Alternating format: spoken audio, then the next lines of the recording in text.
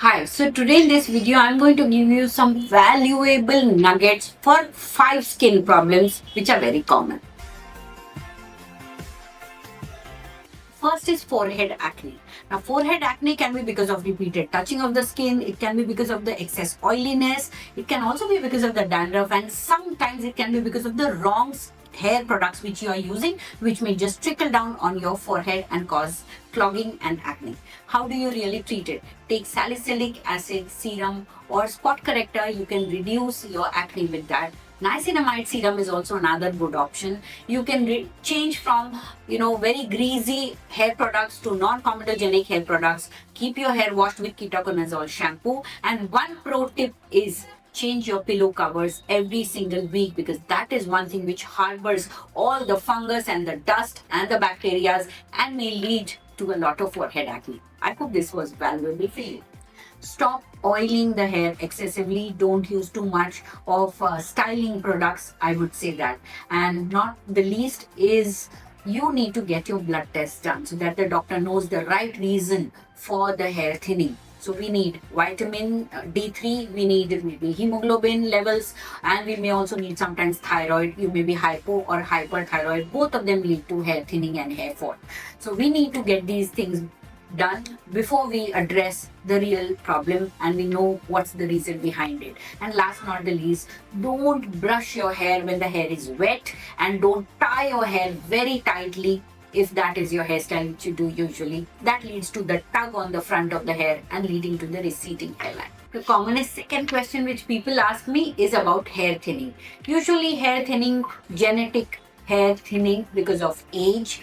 It can also be because of nutritional deficiency, it can be because of stress, and it can also be because of hormonal imbalance, like how we see in PCOD, and sometimes because of the tight hairstyle which the girls make in the school. That can cause recession of hair right from the hair, and that is why you get hair thinning everywhere. How do you really treat it? According to the reason which you have, first is minoxidil. About 2% to 10% is available in the market. You'll have to use it for at least 6 months to 1 year. In fact, I would say once the hair is grown, use it even to maintain it. How do you maintain it? By going high on proteins and iron, because these both ingredients help to hold up the skin and give the hair more nutrition. Stop oiling the hair excessively. Don't use too much of styling products, I would say that. And not the least is you need to get your blood test done so that the doctor knows the right reason for the hair thinning. So we need vitamin D3, we need maybe hemoglobin levels, and we may also need sometimes thyroid. You may be hypo or hyperthyroid. Both of them lead to hair thinning and hair fall. So we need to get these things done before we address the real problem and we know what's the reason behind it. And last not the least, don't brush your hair when the hair is wet, and don't tie your hair very tightly if that is your hairstyle which you do usually. That leads to the tug on the front of the hair and leading to the receding hairline. Yeah, another most common thing is pigmentation, which people keep asking me, and the reasons, definitely sun exposure. Second, you can have because of allergies or any inflammation of the skin, mostly results in pigmentation, means darker patch post the recovery of the inflammation. And next is hormonal. Many of the times hormonal pigmentation, like sugar increasing, insulin increasing, thyroid, all of these lead to the pigmentation on the mouth and on the body as well. So what do you do? First, don't omit sunscreen. Sunscreen is a must. 30 to 50 SPF whenever you go out. Adequate quantity, about 2 fingertip unit all over the face is extremely important.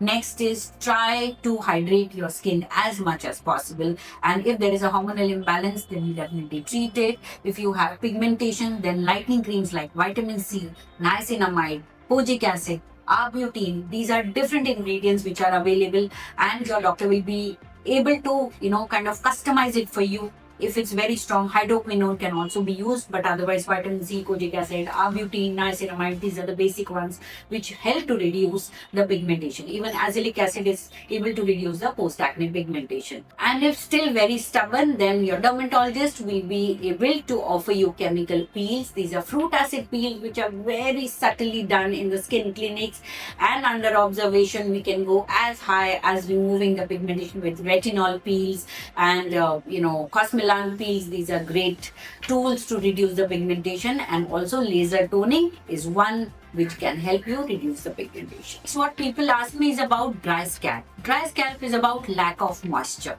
It can be in cold weather, it can be if you are washing your scalp too frequently. So over drying of the scalp also leads to dry scalp. Sometimes harsh shampoos can be one. And of course, if you have dandruff or seborrheic dermatitis, your scalp will be seen as dry and flaky. How do you really take over it? Well, dry, that means you have to hydrate. So you can use maybe 30 minutes of hair oil like coconut or argan oil half an hour before your bath once a week. That will go a long way. You can shift to sulfate-free shampoos, hydrating shampoos or moisturizing shampoos, which is giving more of hydration to the scalp and not drying them overtly. But if they are definitely flakes, you can use ketoconazole, ZPTO, or maybe even selenium sulfide. These are the ingredients which will help to gently exfoliate the flakiness on the scalp, giving it very clean kind of a surface and not giving rise to any kind of fungus or debris. When you're washing, make sure lukewarm water, not hot water. Lukewarm water is what I want you to wash your scalp with. And yes, internal hydration is important. Along with that, if you add omega-3 fatty acid, omega-6 fatty acid, that lubricates the scalp and gives it a more healthy look. At the same time, if you also have intake of walnuts, almonds, flax seeds, they will also lubricate the scalp from within and take care of the scalp health. Anti-aging means skin aging, my favorite. People come to me asking about how do we reduce the aging process at 35, and I tell them sunlight, stress, smoking and genetics. These are the reasons. How do you really start taking care of your skin? Retinol or retinoids is the gold standard which I tell you, and if you have not seen my video on retinol, how to start them, then go and see the video first. You love the video of how I've explained how to introduce retinol in your skin routines. Apart from that, peptides, another gold standard. I would like you to alternate retinol and peptide at night, giving you wonderful results. Hyaluronic acid, ceramide based moisturizer, of course, to hydrate the skin and give that lipid layer more robust and lubricated look.